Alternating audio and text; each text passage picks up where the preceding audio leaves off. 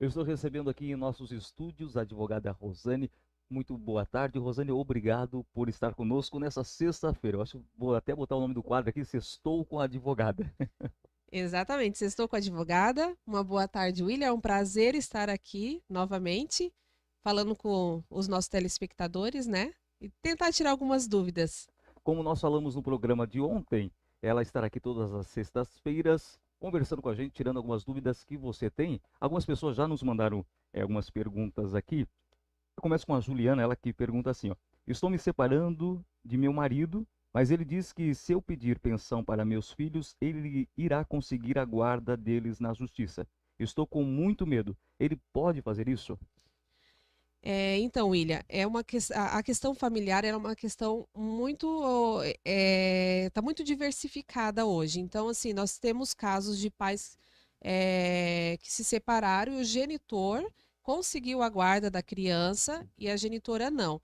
O que que eu aconselho a Juliana a fazer? Juliana, quando você for entrar com a sua ação de pedido de alimentos, você já entra com um pedido de regulamentação de guarda e regulamentação de visitas. O juiz já ali em medida liminar, ele já vai deferir a guarda provisória, provavelmente a você, que você fez o requerimento antes, né? E a criança já está com você. Ele já vai regulamentar também os alimentos provisórios e depois ele vai citar o genitor para responder à ação.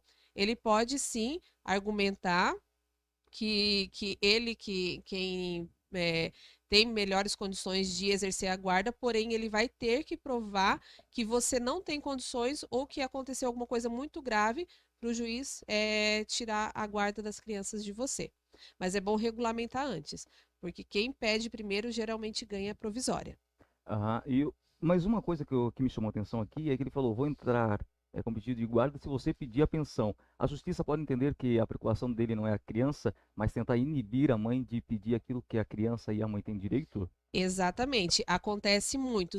É muito importante também, existe nos cartórios de notas e protestos um documento que se chama ata notarial. Então, tudo que você tiver de conversas no WhatsApp, áudios, se dirija até o cartório e peça uma ata notarial disso para o cartorário ali atestar que é verdadeira essas mensagens e você vai conseguir comprovar. E vai ser um ponto para Juliana, no caso, né?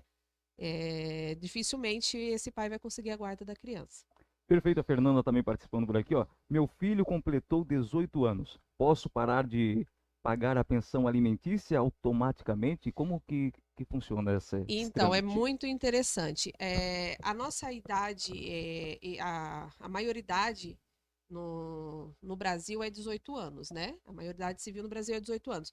Porém, a pensão, ela é devida até esse filho completar a faculdade, caso ele esteja estudando, né? Então, completou 18 anos, esse filho, ele continua estudando, tem que continuar pagando os alimentos. O que que acontece? Se ele completou 18 anos, ele não quer fazer nada na vida, tem que entrar com uma ação para para exonerar esse pagamento de pensão. Automático não tem como fazer. Então, meu filho tem 18 anos, não está estudando, está seguindo a vida dele, trabalhando, eu procuro um advogado para poder fazer essa ação, então. Exatamente, tem que procurar um advogado para fazer essa ação. Não tem como ser de forma automática. O juiz precisa determinar que a pessoa ela está exonerada desse pagamento. A Letícia também pergunta aqui: união estável é igual ao casamento? Então, como que é? Letícia, né? Isso. Letícia, a união estável, ela vai te assegurar alguns direitos com relação ao casamento. O casamento, ele sempre vai dar um seguro melhor para você, sempre vai dar uma segurança melhor para você. Por quê? Eu vou te dar um exemplo, no caso assim, você vive em união estável, o seu companheiro vem a falecer e você quer dar entrada ali no pedido de pensão por morte junto ao INSS. E muitas vezes o INSS eles negam esse pedido porque você não consegue comprovar a união estável. Às vezes fotos, mesmo tendo filhos. Então, assim, acaba sendo mais complicado. Se você tiver o casamento, aí sim você só apresenta a certidão de casamento e você já tem esses direitos.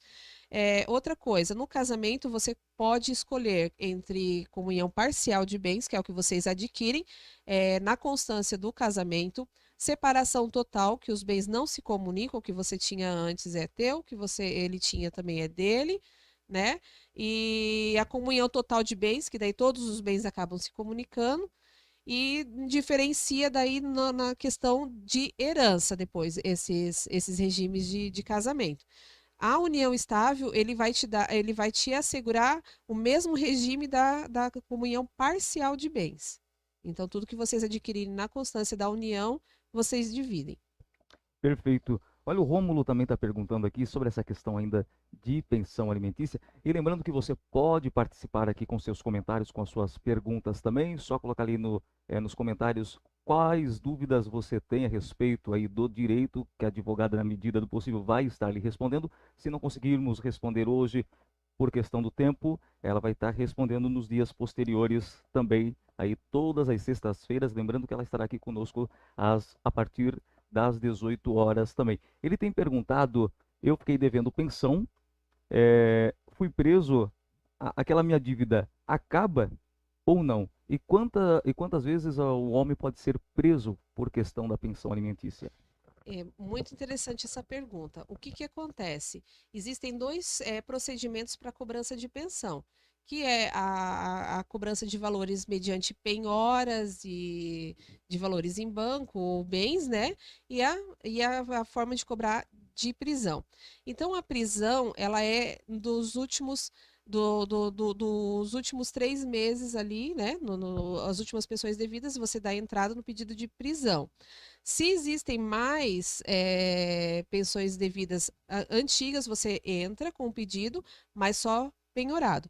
Então, assim, digamos que eu recebo um cliente que ele está querendo cobrar os alimentos que está vencido há 3 meses. Então, a gente pede uma pena de prisão para quem é o devedor.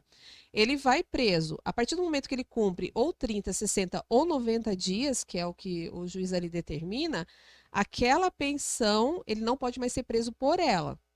Nas próximas, pode novamente, né? Mas aquela daí a gente vai tentar penhorar bens dele para conseguir receber. Perfeito. Olha, o Miguel também está participando aqui, deixa eu pegar a pergunta dele aqui. É, essas ligações de cobrança em nome de outras pessoas e também de empresas telefônicas, tem como fazer uma ação na justiça para que não sejamos mais incomodados? E como o brasileiro é incomodado com isso, né? O brasileiro é muito incomodado com isso. Sim, existe a possibilidade de ingressarmos com uma ação de indenização por danos morais, né? Porque é uma coisa que incomoda muito. Eu mesmo recebo ligações cobrando terceiros. E eu explico, esse telefone não é de fulano, mas eles continuam insistindo. Muitas vezes somos obrigados a baixar aplicativos para bloquear, né, ligações e acabamos bloqueando até ligações que sejam importantes devido àquilo. Então, cabe sim uma indenização por danos morais. Inclusive, pessoal, é muito interessante mesmo você sendo devedor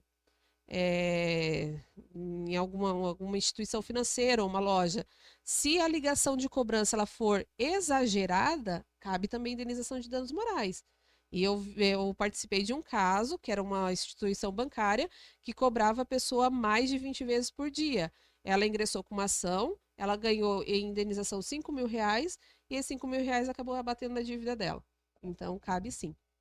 Perfeito. Lembrando que você pode participar com as suas perguntas. Essas que eu estou fazendo, nós recebemos, quando nós anunciamos no programa de ontem, quinta-feira, que você estaria aqui, algumas pessoas já começaram a mandar perguntas. Isso Então, é a gente muito pegou bom. essas primeiras aqui por questão do tempo e cada vez mais a gente vai alongando aqui o nosso quadro com a nossa advogada. Eu vou até para uma das últimas perguntas aqui, vem do Leonardo, ele falou que está sempre ligadinho aqui em nossa programação. Por ser a primeira vez que fui preso e fui condenado a 8 anos de prisão, quando posso procurar um advogado para buscar medidas para cumprir em liberdade? Isso aqui é algo bem geral assim, mas tem como a gente ter É, um... é, é muito geral, é Leonardo, né? Isso. Leonardo, é uma pena de prisão de 8 anos, então assim, nós temos três regras. Penas que você pegou até 4 anos, o seu regime inicial de cumprimento provavelmente vai ser o aberto. Claro que depende das circunstâncias. De 4 a 8 anos semiaberto, de 8 anos acima, o regime fechado. É importante que desde o começo do cumprimento da sua pena, você tenha um advogado acompanhando. Por quê? Muitas vezes podem acontecer nulidades, muitas vezes você pode estar sofrendo abusos dentro daquele presídio, ou algumas vezes você responde a processo administrativo, um processo disciplinar por supostamente má conduta lá dentro que vai interferir na sua pena. Então, assim, o advogado acompanhando desde o começo.